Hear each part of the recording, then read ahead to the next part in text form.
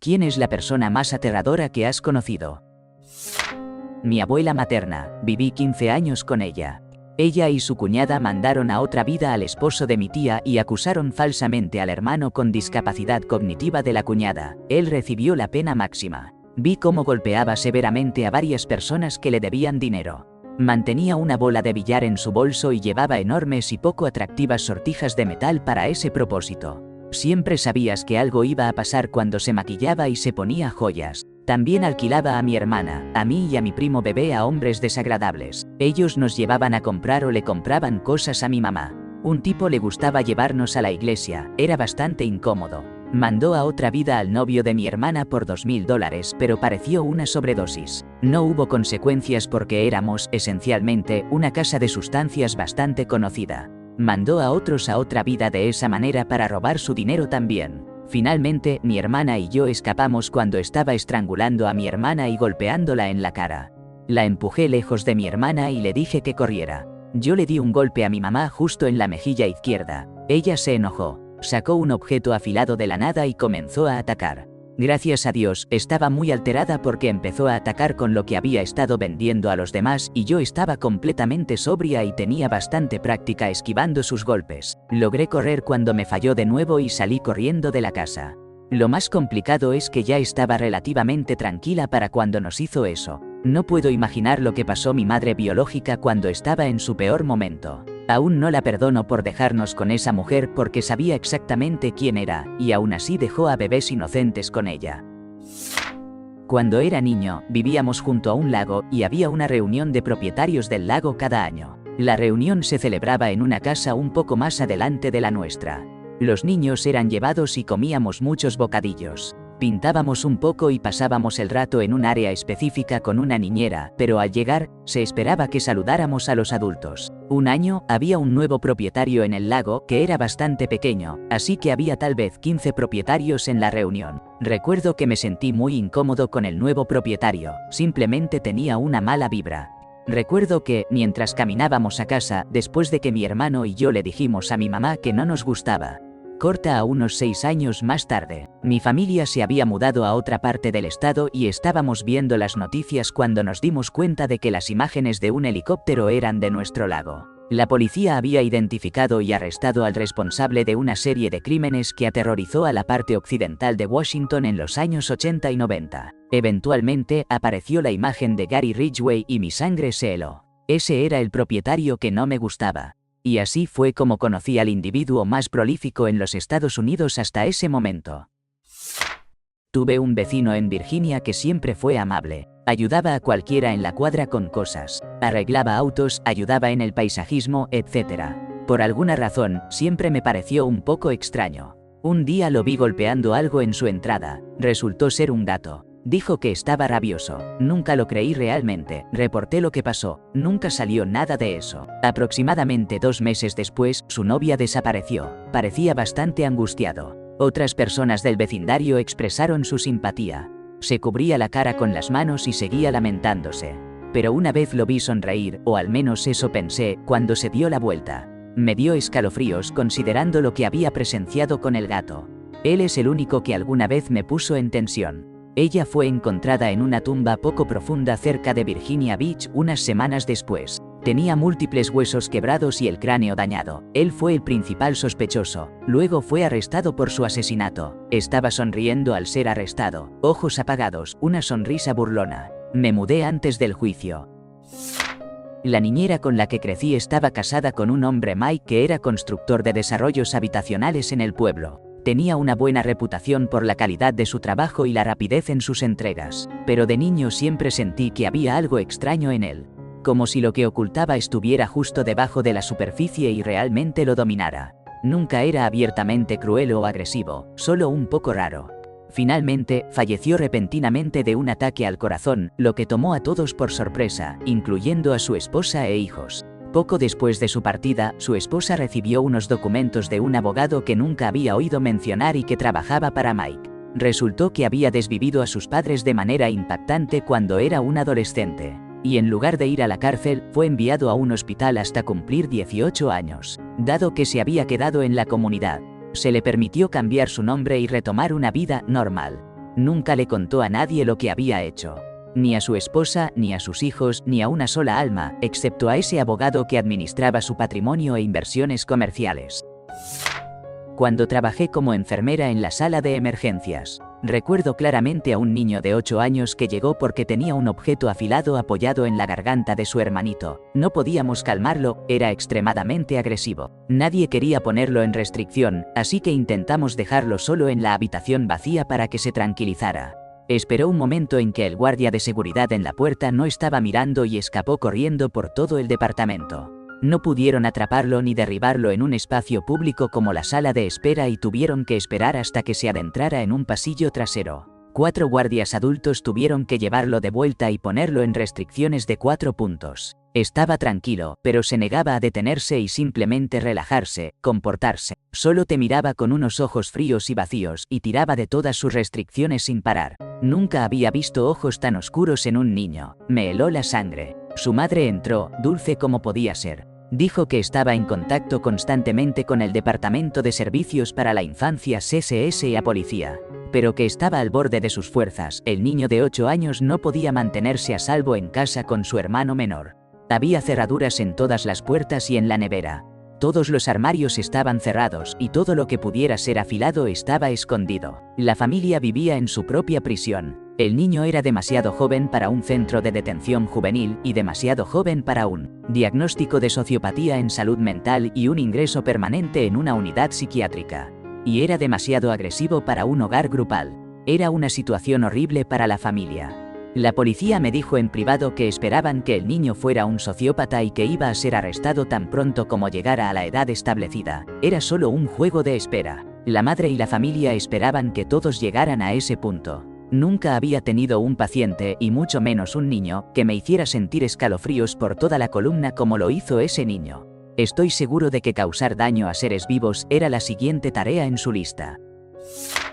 Estaba trabajando en un kiosco de noticias en un concurrido centro comercial. Este tipo entró para recargar su go-kart, una tarjeta prepagada para trenes y autobuses, etc.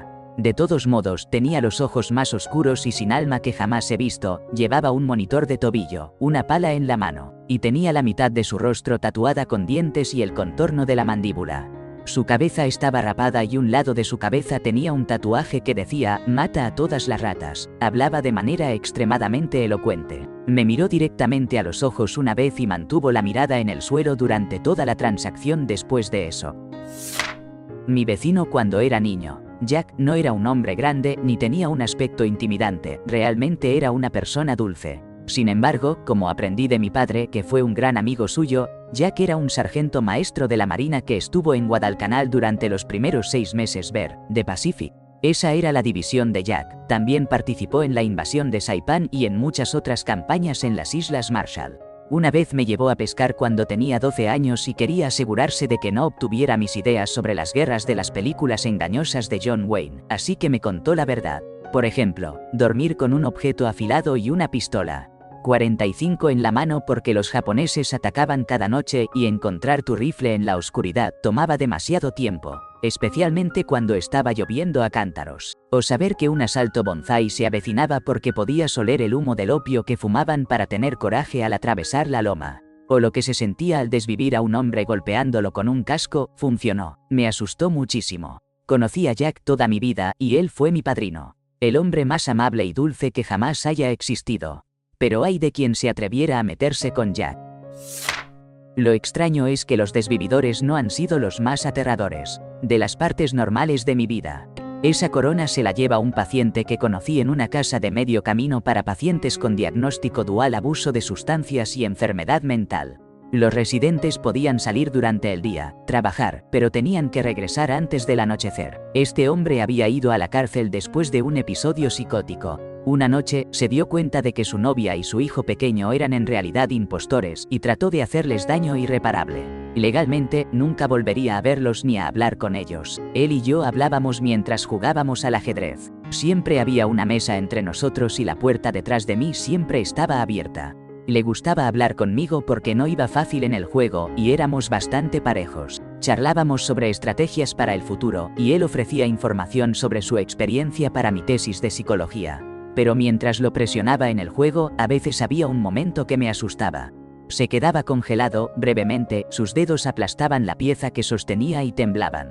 Yo calculaba los segundos que tendría para salir corriendo por esa puerta. Cada vez, él tomaba un gran respiro, dejaba de temblar, ponía la pieza, como su próximo movimiento en el tablero, era realmente impresionante. La última vez que supe de él, había sido liberado de nuevo al mundo. El segundo lugar se lo lleva un miembro de pandilla tatuado que una vez irrumpió en mi habitación de motel. El tercer lugar es para el tipo que una vez se encontró con mi equipo de ambulancia empuñando un arma. Fui repartidor de pizzas en la universidad.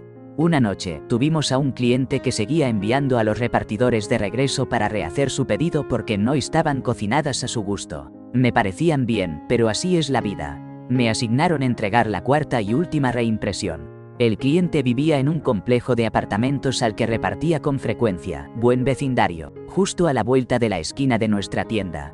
Cuando llegué a su piso, doblé la esquina y vi a un hombre grande y muy alto asomándose detrás del marco de la puerta.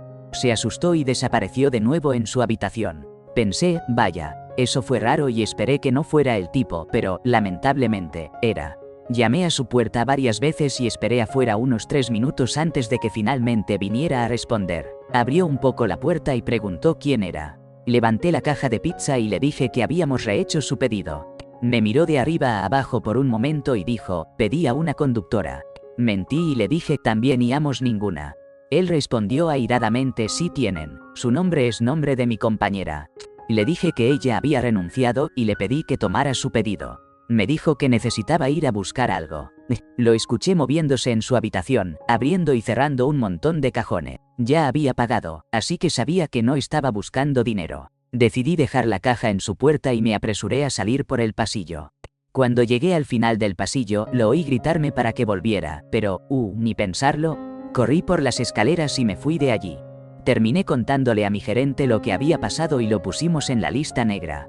Aún así, tenía que repartir en ese complejo de apartamentos con bastante frecuencia. Siempre estaba nervioso por volver a encontrarme con ese tipo. Mi ex esposo, sin diagnóstico pero clásico narcisista. Violento, controlador, vengativo, amenazante, con una imprevisibilidad que utilizaba como arma, más manipulador que cualquier otra persona que haya conocido. Absolutamente creía que tenía derecho a hacer lo que quisiera, incluyendo violar la ley, pero solo en privado.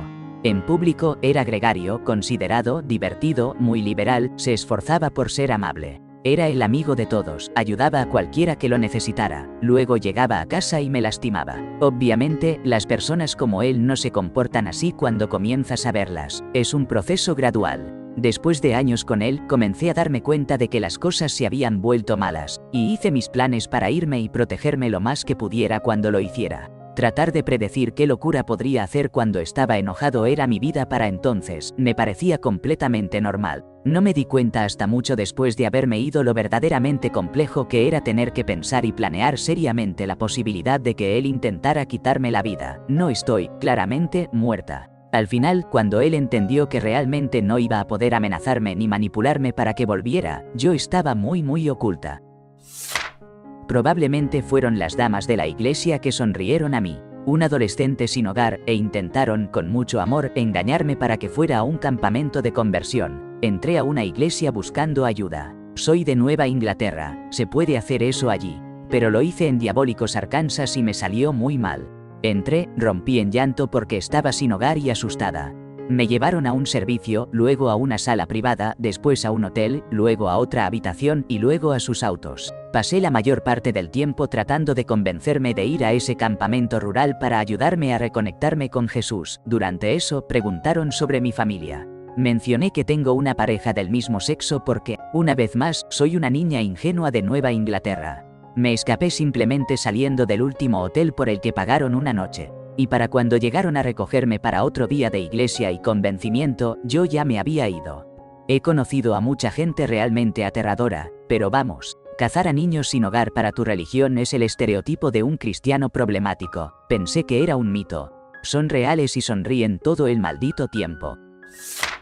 Cuando tenía 15-16 años, trabajé en un mercado de agricultores. Teníamos un cliente habitual que siempre venía, Jerry. Probablemente estaba en sus 70s y medía unos 1.9 metros sin su andador. Siempre pedía la misma tarta y la llamaba con anticipación. Solo me dejé atenderlo 2 o 3 veces antes de que mi compañero de trabajo, un hombre en sus 20, estuviera de acuerdo en que debía quedarme en la parte de atrás cada vez que lo viéramos llegar.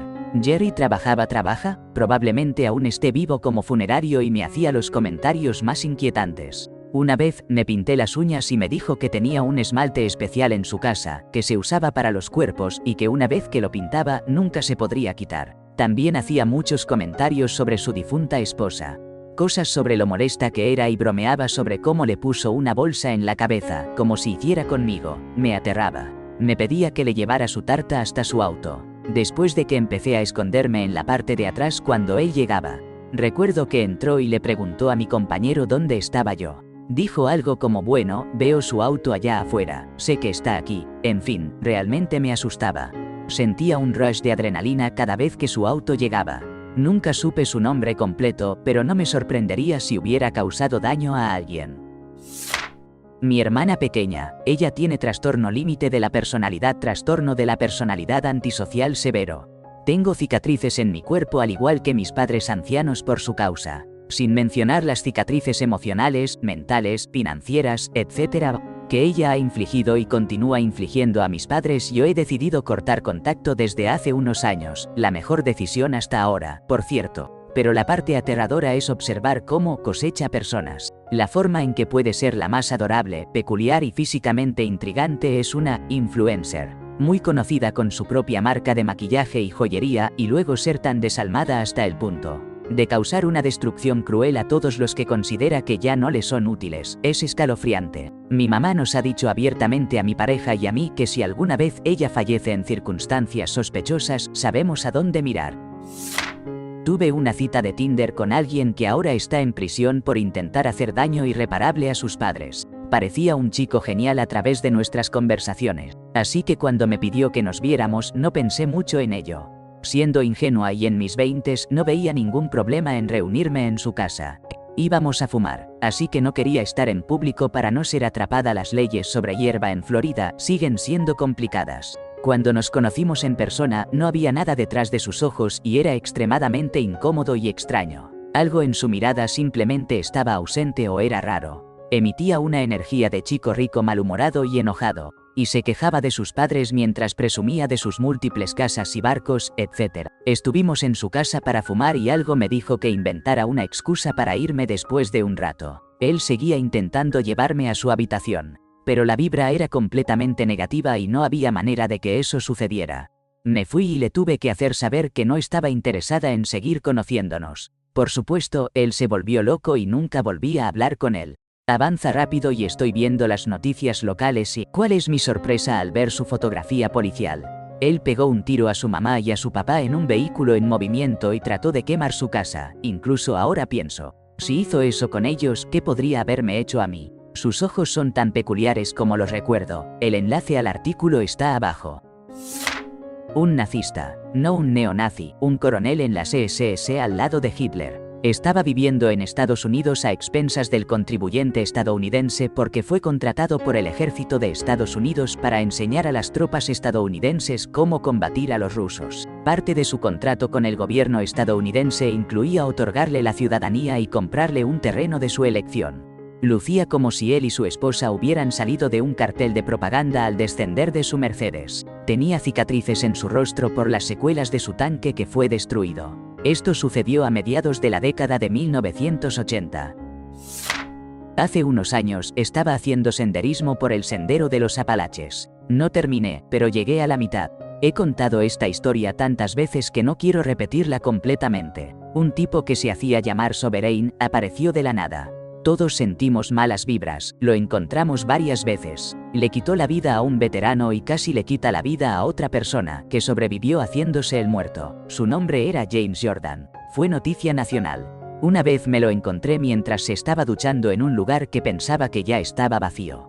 Sabían que tenía mala reputación, así que lo dejaron ducharse y marcharse. Sabía que eventualmente iba a hacer algo.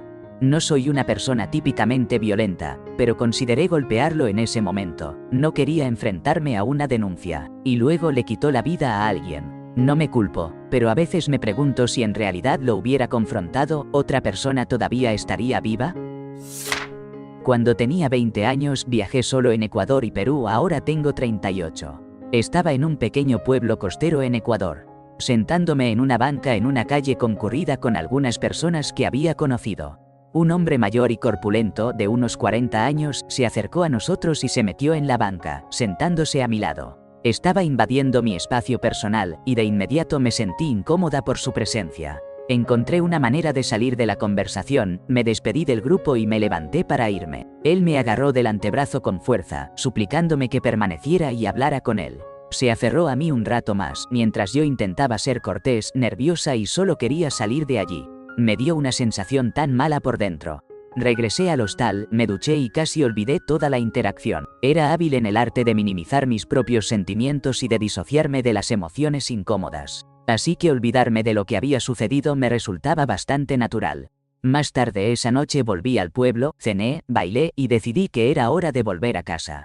Empecé a caminar en dirección al hostal cuando lo vi. Estaba claramente ebrio y con un grupo de 3 o 4 hombres más. Me sentí aterrorizada, pero tratando de racionalizarlo. No tenía motivo para tener miedo. Él no me había hecho nada, solo estaba ansiosa. Mantuve la cabeza gacha y esperé que no me notara pasar. Pero mido 1.8 metros, soy rubia y bastante grande, así que no soy particularmente discreta. Me vio e inmediatamente hizo una línea recta hacia mí. No recuerdo lo que se dijo, pero sé que me agarró y no me dejó ir. Soy fuerte, pero realmente no tenía nada contra este hombre. Creo que me paralicé, diciéndole que me dejara en paz una y otra vez, pero él no soltó su agarre. Empecé a entrar en pánico y miré alrededor en busca de ayuda. Sus amigos solo estaban parados y riendo, pero la calle estaba desierta. Me sentí desesperada e impotente y supe que su intención era hacerme daño. Debemos haber hecho mucho ruido durante la lucha, porque un grupo de ancianas apareció de uno de los edificios y empezaron a gritarle que me dejara en paz. Le dijeron que habían llamado a la policía, y fue entonces cuando finalmente me soltó. Salió corriendo con sus amigos y poco después apareció un par de policías. Me dieron un aventón a casa y me regañaron por estar sola. Me disocié y perdí la noción durante todo el camino. Cosas horribles me habrían pasado si esas mujeres no me hubieran salvado. Estoy tan agradecida con ellas. Salí de ese pueblo al día siguiente. Trabajé en servicios humanos durante mucho tiempo, y hay una mujer que nunca olvidaré. Su hija de 12 años, que había experimentado mucho trauma, tuvo una discusión con ella un día, y se fue en su bicicleta durante 1 hora. Cuando su hija volvió, la forzó a mirar mientras desmantelaba y destruía su bicicleta, luego la tiró a la basura. Su razonamiento: quiero que sufra. El destello en sus ojos cuando lo dijo me heló el alma. Después supe que había estado involucrada en situaciones muy graves con más de uno de sus hijos, permitiendo que hombres adultos les hicieran daño irreparable a cambio de dinero y sustancias. Hace unos meses, una mujer intentó atropellarme con su auto, lo cual, no me malinterpretes, me ha traumatizado por completo. Pero de alguna manera, una mujer en el estacionamiento de un supermercado fue aún más aterradora. Mi perro era increíblemente gentil, pero era un gran danés, criado para proteger a su única persona, a mí, y perdió la cabeza ladrando a esta anciana alemana. Nunca había escuchado algo así. Intenté disculparme, pero luego me encontré con sus ojos y no había nada allí. ¿Es así como se ve un verdadero sociópata? Su tono era de enojo porque estaba dejando que mi perro de 75 kilos ladrara agresivamente hacia ella. Pero sus ojos solo mostraban vacío, ninguna emoción, ningún enojo, ninguna conexión. Fue aterrador. Mi ex estaba conmigo en ese momento y me gritó. Él era verbal y emocionalmente abusivo por ser grosera con la señora cuando en realidad era mi perro el que se estaba comportando mal. Pero yo realmente confiaba en mi perro en esa situación. Algo estaba terriblemente mal con esa mujer, y él lo sabía y trataba de protegerme. Me alegra no haberme vuelto a encontrar con ella. Advertencia: el ex de mi amiga. Tuvimos que involucrar a la policía y solicitar una orden de restricción. Había algo muy extraño en él. La primera vez que lo conocí, se me erizó el vello en la nuca. Una vez me hizo una broma escondiéndose en un estacionamiento detrás de mi trabajo, saltando hacia mí y presionando un objeto contundente falso contra mi cuello. A él le parecía muy gracioso, a mí no. Para cuando mi amiga volvió a la realidad, él prácticamente la estaba acosando. Fue difícil sacarla de esa situación. Descubrimos que le gustaba causar daño a gatos callejeros por diversión. No he escuchado nada sobre él en más de una década, pero estoy completamente convencida de que terminará en prisión por algo horrible. Espero estar equivocada, pero nunca sentí tanto miedo de una persona hasta que lo conocí.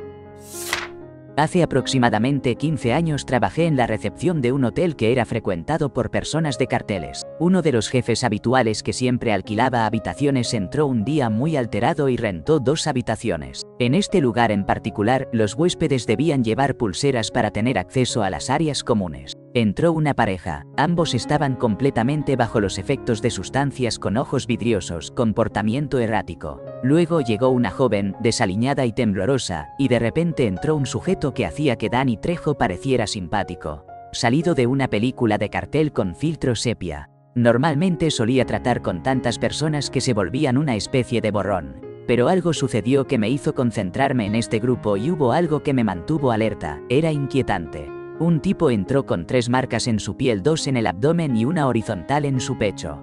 Quemaduras químicas o de otro tipo por todo su cuerpo, conté al menos 5 heridas sanadas, 2 en su hombro derecho, en su brazo, un par en su abdomen y lo más distintivo que recuerdo eran sus ojos. Me miró como si yo no fuera nada.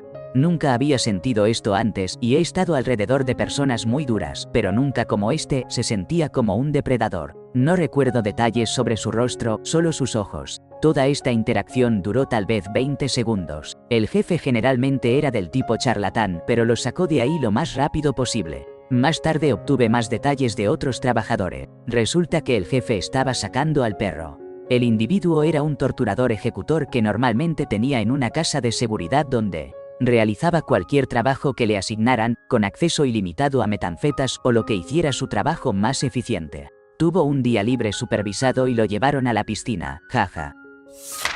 Cuando tenía unos 25 años vivía en una casa con 4 compañeros de cuarto. Uno de mis compañeros era un motociclista y solía juntarse con grupos para salir a rodar. Un día, hizo amistad con un chico llamado Dee. Se hicieron muy buenos amigos y él venía a nuestra casa para fiestas y momentos de convivencia. En ese tiempo, hubo algunos robos en la ciudad que luego se convirtieron en una serie de delitos. La policía descubrió que era el mismo individuo quien entraba a las casas de personas adineradas, los ataba y les hacía daño, para luego llevarse sus pertenencias. La situación escaló hasta convertirse en un caso de homicidios. Un día, el FBI llamó a mi puerta y me hizo muchas preguntas sobre mi compañero y Dee. Mi compañero llegó a casa y habló con el FBI. Resultó que Dee era Delmar Smith, un ladrón de bancos prófugo, cuyo ADN encontraron en todos los robos y escenas de desvivimiento. 2 días después, lo vimos siendo arrestado en las noticias. Actualmente está en el corredor de la muerte por los homicidios. Una vez, cuando estaba en la universidad, estaba sentado en el suelo estudiando afuera de mi aula de clases esperando a que comenzara la clase. Otros estudiantes hacían lo mismo. Este chico se acerca a mí y empieza a hablar sobre arte. Estábamos en el edificio de arte y procede a sentarse a mi lado. Intento ser amable y tenemos una conversación trivial. Él dice que es estudiante de arte, etcétera, etcétera. Comienza a hablar sobre quedar fuera de clase y pregunta en qué residencia estudiantil vivía. Cuando te digo que este hombre tenía la mirada más loca y aterradora en sus ojos mientras hablábamos, tuve escalofríos. Le envié un mensaje de texto a mi compañera de cuarto de manera despreocupada y ella me llamó llorando falsamente para que me sacara de allí. Le dije que tenía que irme y me escondí en otra habitación hasta que comenzara la clase.